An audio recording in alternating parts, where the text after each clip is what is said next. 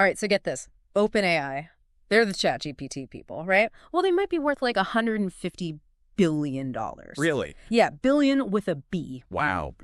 Huge, right? And we're going to like dive deep into this whole thing. They're shifting from, a nonprofit to this whole for-profit model. And we've got articles, reactions from like big names in tech. And let me tell you, some of this stuff is wild. Yeah, this is big. This isn't just about one company. This could like change the entire AI landscape. But That's exactly. So what does it mean? What does this massive shift mean for OpenAI, for the future of AI, for all of us? That's what we're going to unpack today. Yeah, it's interesting is that you have this company, they started out, they wanted to benefit humanity, AI for good, all that. And now they're diving headfirst into the world of profit, competition, investors. Can they really do both? It's an interesting question. Okay, so they're becoming a for-profit benefit corporation, which I'll be honest, I had to read that a couple times to figure out what that even meant. It's a mouthful. It is a mouthful. But basically, it's like a hybrid model. So they can chase profits, right? Yeah. It's the for-profit part. But they're also legally obligated to think about their social impact, make sure that their AI is benefiting humanity. It's kind of like, remember Patagonia? They make the outdoor gear. Oh, yeah. Saving the planet. It's kind of a similar vibe, but instead of jackets, they're making algorithms. Yeah. Patagonia for AI. I like it. So, but what does that actually, what does that mean for how OpenAI is actually structured? So they're saying the nonprofit board, they're still going to have a say, like a minority stake. But this whole move is about attracting those big investments, going head-to-head with Google, Microsoft, the big players in the AI game. And this is not just some, like, abstract tech showdown, right? This is something that could actually impact everyone listening. Oh, absolutely. I mean, think about it. AI is popping up everywhere, right? Yeah. Like, imagine a world where AI is personalizing your healthcare plan, or getting you to work, avoiding every traffic jam. Sign me up. Or even helping you write that novel you've always wanted to write. Wow. Okay, I'm listening. The possibilities are kind of endless, but it makes you think about the downsides too, right? Like data security. What happens if these algorithms, start making their own decisions, little Skynet action going on? It's a double-edged sword, right? Yeah. Huge potential, but real risks. Yeah. And with OpenAI shift those risks, they just got a whole lot bigger. Okay, and speaking of bigger, we got to talk about the CEO, Sam Altman, because this restructuring could mean he ends up with like a 7% stake in this company, which he didn't own any of before. Right. That's huge. Yeah. It really makes you wonder, what's the driving force behind OpenAI's vision now? Is it still about that initial mission, to benefit humanity, or is it all about the bottom line now? Yeah, because let's be real, when you're talking about billions of dollars, the pressure's on, right? So how do you balance that drive to innovate, to make a profit, with the need to make sure that innovation doesn't go off the rails? That's the billion-dollar question. Right. And it's playing out, even within OpenAI, they've had some pretty big shakeups. Yeah, it hasn't been all smooth sailing over there. It's like a whole season of succession. We've got high-level departures, disagreements, maybe even a little bit of sabotage. Well, let's focus on a couple of those departures. Okay. Mir Murati, she was the CTO, and Ilyas Sutskever, he's a co-founder, chief scientist. These aren't just random employees. These are big players in the OpenAI story. Right. And there's a lot of talk about Murati's exit in particular. Like, did she butt heads with Altman? There's whispers about a New York Times piece that sort of hinted at her being involved in his brief removal last year. They didn't explicitly say it, but it makes you wonder. It does. Were there already cracks in this whole, the direction OpenAI was going even before this big pivot? Yeah, and here's the other thing, right? So while some people are leaving, OpenAI has been on a hiring spree, but they're not just looking for, more tech geniuses. They're hiring lawyers, lobbyists. Oh, interesting. Okay. Why does a company that makes artificial intelligence need like an army of lawyers? What are they expecting? It seems like they're getting ready for a fight, but what kind of fight? What are they preparing for? That's the big question. Okay, so what are the legal and ethical battle lines they're drawing here? Yeah, and what does this mean for the future of AI as a whole?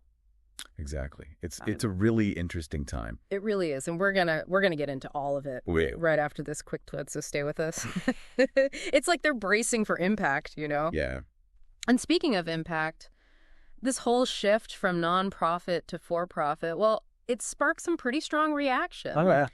It's like you've got the investors over here doing their best Scrooge McDuck impression, swimming in all the potential profits. And then you've got, all the critics over there worried that ethical AI development, it's going right out the window. Right. And it's easy to see why. I mean, when you're chasing billions of dollars, the temptation to cut corners, to prioritize profit over people, it's definitely there. Yeah, it's that classic dilemma, right? Like, how do you push the boundaries of what's possible without accidentally turning it into, a sci-fi horror movie? And it's not science fiction anymore, right? No, I mean, not. we talk about AI that could change everything, jobs, privacy, how our entire society works. It's true. It's true. OpenAI is at the center of all of that. They are. And speaking of being at the center of it all, enter Elon Musk. Of course. Never one to shy away from, sharing his opinion. To put it mild. He did not hold back this time. He threw around words like illegal. He called Altman the swindler of the century. Strong words. It was intense, but, you got to remember, Musk,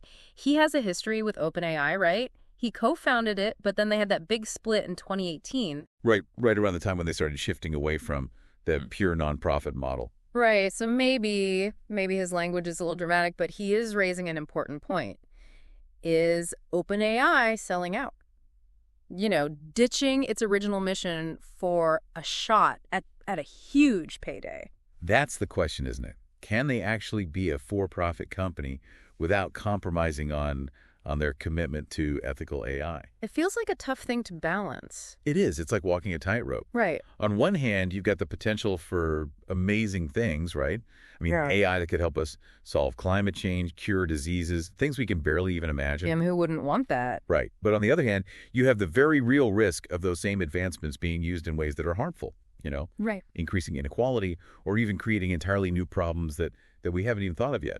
So where do you even begin to untangle all of that? I mean, if you are in charge over there at OpenAI, how do you balance that drive to innovate, to make a profit with the responsibility of making sure that your AI is ethical? That is the question, isn't it? The million-dollar question that everyone in the AI world is grappling with right now.